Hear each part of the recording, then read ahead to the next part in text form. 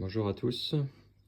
Une petite vidéo sur l'intégration d'une sonde de pH sur mon aquarium avec un ESP32 et puis sous Home Assistant voilà. Donc, juste pour vous montrer un petit peu, donc j'ai monté une sonde de pH donc, sur mon aquarium par rapport à l'injection de CO2 pour voir un petit peu l'évolution du pH, quoi. Donc c'est une sonde de base achetée sur Ali. Je crois que je l'ai payé entre 7 et 8 euros, quoi, la livrée, la sonde. C'est de la sonde vraiment pas chère, donc ça fait déjà quelques mois qu'elle fonctionne. Mais j'ai rencontré quelques difficultés quand même pour l'intégration et je vais vous expliquer un petit peu. Donc voilà le système de contrôle. Donc c'est un système à base d'un ESP32, donc un microcontrôleur, qui est alimenté donc à la base via du 24 volts qui me sert aussi pour mes rampes à LED. Et ensuite un convertisseur pour fournir du 5 volts au microcontrôleur. Alors, la difficulté que j'ai eue, c'était que en fait, donc la carte de conversion donc du pH mètre, le pH mètre c'est en millivolts que ça mesure donc le pH, donc c'est des signaux très faibles.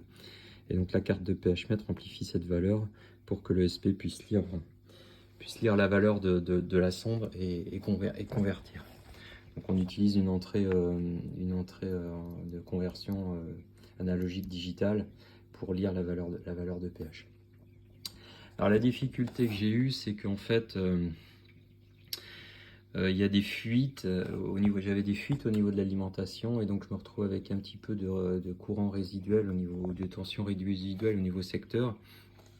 Et comme ça mesure des très faibles tensions, ça perturbait le fonctionnement de la sonde. Donc initialement, on voit j'ai une prise là qui me servait à brancher et qui est reliée en fait à la masse à l'intérieur de l'aquarium.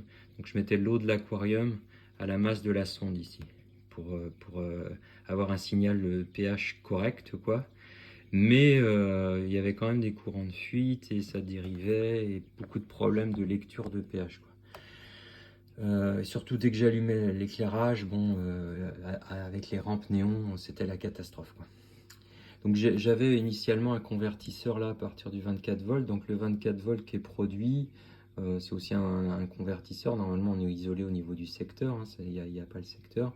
Le niveau d'isolation n'est pas suffisant. J'avais mis un convertisseur, donc celui-ci là qui produisait le 5 volts pour l'ESP. Le problème c'est que c'est pas isolé et en fait je me retrouve avec des tensions résiduelles au niveau de l'ESP. Donc pour résoudre le problème, j'ai changé de convertisseur. Donc là, on a un convertisseur 24 volts, 5 volts avec un transformateur. Donc c'est un convertisseur qui isole l'entrée et la sortie. Et donc j'ai double isolation maintenant. J'ai le premier convertisseur qui produit le 24 volts depuis le secteur, plus j'ai un deuxième convertisseur ici qui produit le 5 volts et qui est aussi isolé. Et par conséquent, l'isolation galvanique entre le secteur et puis le SP est beaucoup plus forte. Et maintenant, j'arrive à lire correctement les valeurs de pH. Donc, il faut bien faire attention quand on intègre une sonde de pH à ce que l'isolation galvanique par rapport au secteur soit vraiment très forte. Donc là, c'est isolé galvaniquement. Là, toutes mes cartes, donc ça, c'est les cartes de pilotage des rampes LED, de l'ESP, donc il y a le 24 volts qui arrive d'un côté, donc elles sont toutes optocouplées, donc avec une isolation galvanique forte. Donc il faut systématiquement que tout le système là soit bien isolé galvaniquement par rapport au reste pour que ça fonctionne. Après, donc je peux vous montrer un petit peu le fonctionnement de la sonde sous Home Assistant. Donc, je vais rassembler Home Assistant. Voilà, j'ai la sonde de pH qui est ici. Voilà, le pH là actuellement il est de 6,64.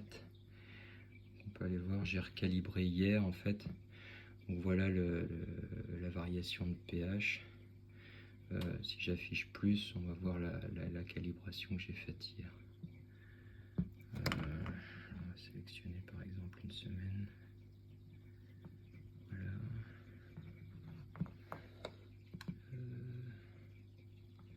Sélectionner.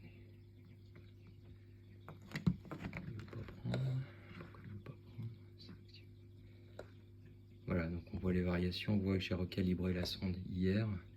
Donc donc les variations de pH. Donc la journée généralement avec le soleil, donc ça augmente avec l'éclairage aussi, et la nuit le pH baisse.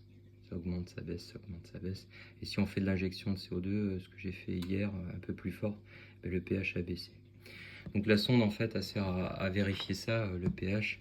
Et puis si jamais le pH il descend trop bas, ça peut me couper l'injection de CO2 quoi. Donc automatiquement, ça aussi c'est intégré dans le code de l'ESP directement. Si le pH, s'il lit une pH trop bas, il va automatiquement couper les électrodes sans passer par le routeur Home Assistant.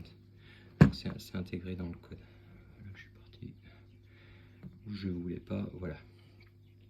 Voilà ce qu'on pouvait dire sur l'intégration du pH mètre.